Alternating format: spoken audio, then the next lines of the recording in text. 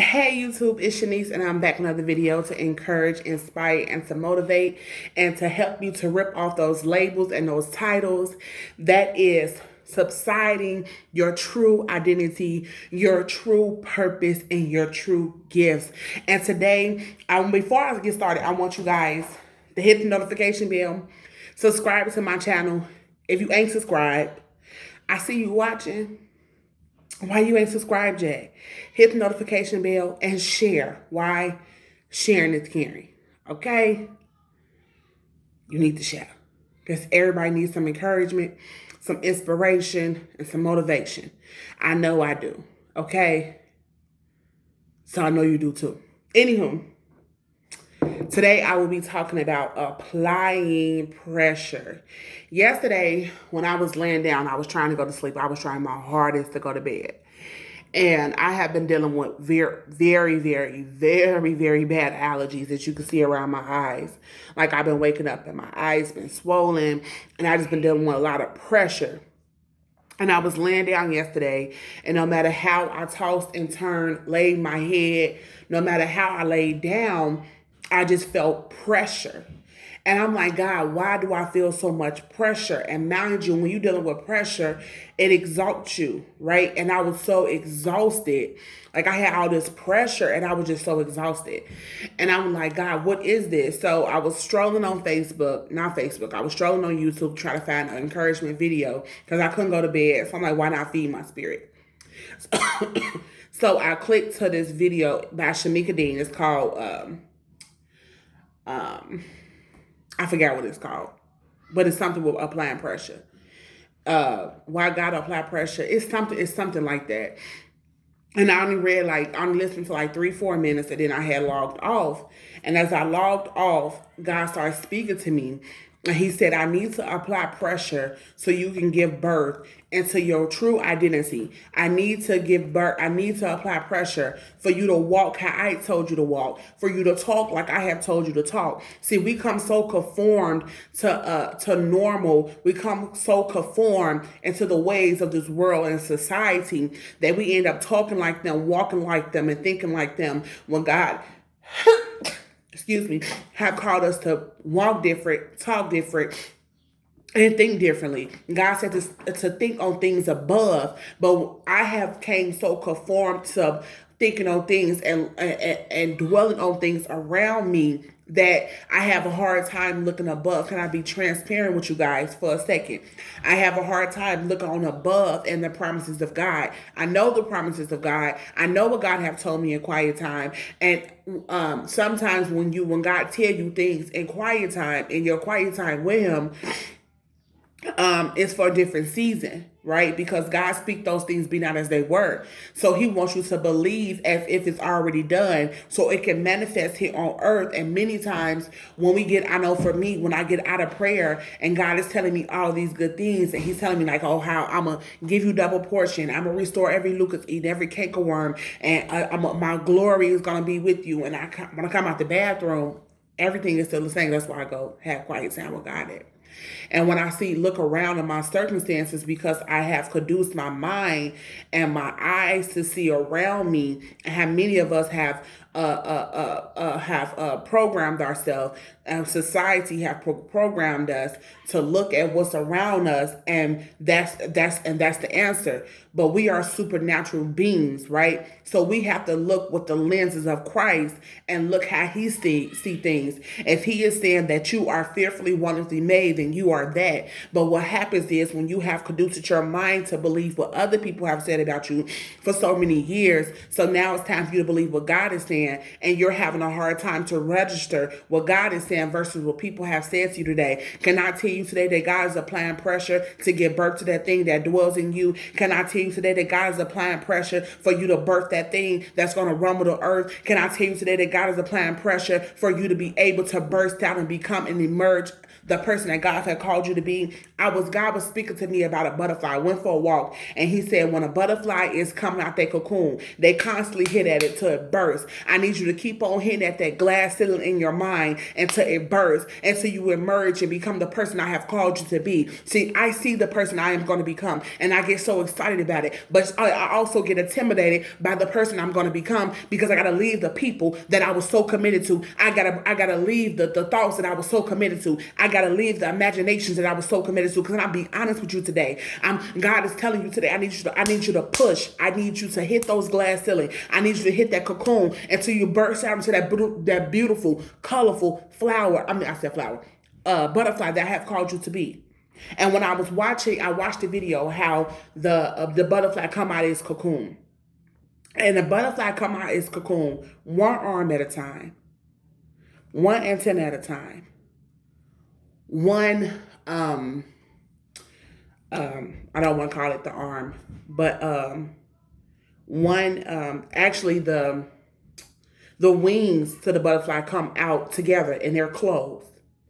And one open, then the other one open.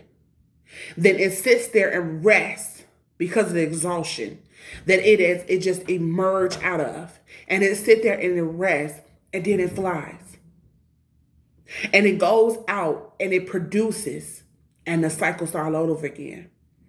Do you know that God waits till your spirit is fully mature, and then he sends you out to reproduce other people, and to help them to give birth to what he have called them to give birth to? But first, he have to see you through the process so you can have the strategies to help the people that God have called you to be. See, the things that you're finna give birth to, it's not just for you, but it's for the people that God have called you to mentor. It's for the people that God have called you to speak life in. It's for the people around you. It's for the family members. It's for generations that comes after you. It's for our audience that God has specifically for you, waiting on the gifts and the talents that you have to give for this world.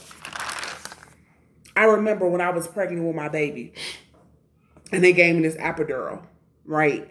And the epidural takes away the cramping, but it don't take away the pressure. And I asked the nurse, I said, why am I feeling so much pressure?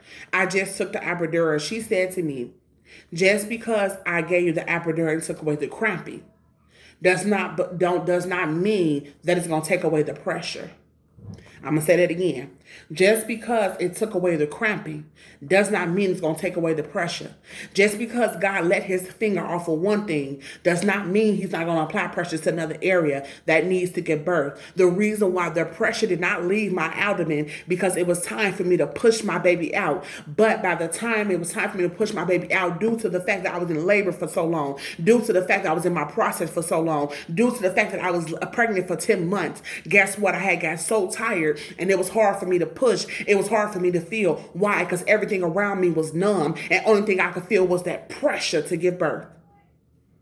Everything else may be numbed around you. Everything else around you may look like it's not going to happen. Everything around you may look as if it's so far, but God is applying a pressure for you to give birth to that baby, because it's time for you to push. I was watching a video with Lisa Lachelle, and the empowerment specialist. She on Facebook, and she also on YouTube. Subscribe to her channel. She's a powerhouse, y'all.